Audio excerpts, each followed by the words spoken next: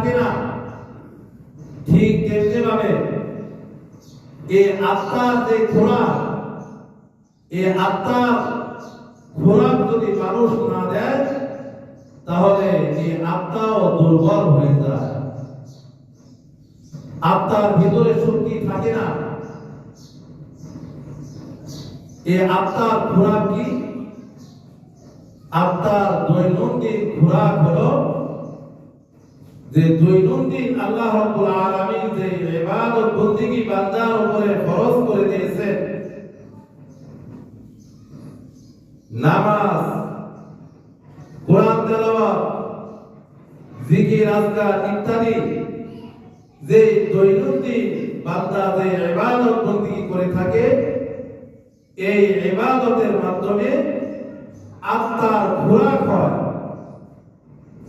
এই ইবাদত বন্দেগীর মাধ্যমে আত্মার খোরাক পায় আত্মা।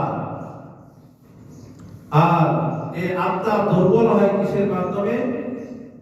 বান্দা যখন এই দৈনন্দিন যে ইবাদত বন্দেগী রয়েছে, এই ইবাদত বন্দেগী গুলা ছেড়ে দেয়, গুনাহের কাজের ভিতরে লিপ্ত হয়ে যায়, আল্লাহর হুকুম যখন ছেড়ে দেয়, রাসূলের তরিকা যখন ছেড়ে দেয়, গান বাজনা ইত্যাদির মধ্যে লিপ্ত হয়ে গেল, তখন এই আত্মার যে খোরাক, সে খোরাক পেল না।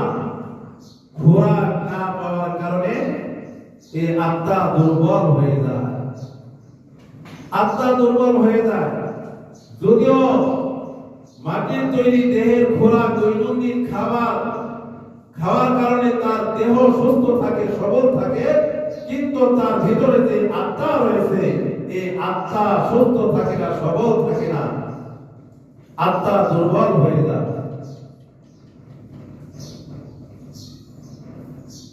এই জন্য হাদিস শরীফের মধ্যে আছে যে ইবাদত বন্দেগী করলো তো আত্মার খোরাক হলো,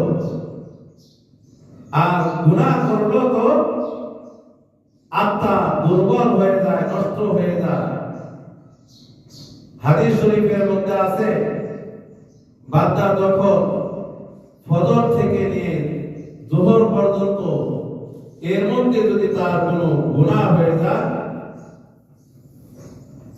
যোহর নামাজ পড়লো তো সে আত্মাকে খোরাক দিল। এই খোরাকের মাধ্যমে, এই যোহরের নামাজের মাধ্যমে তার পিছনে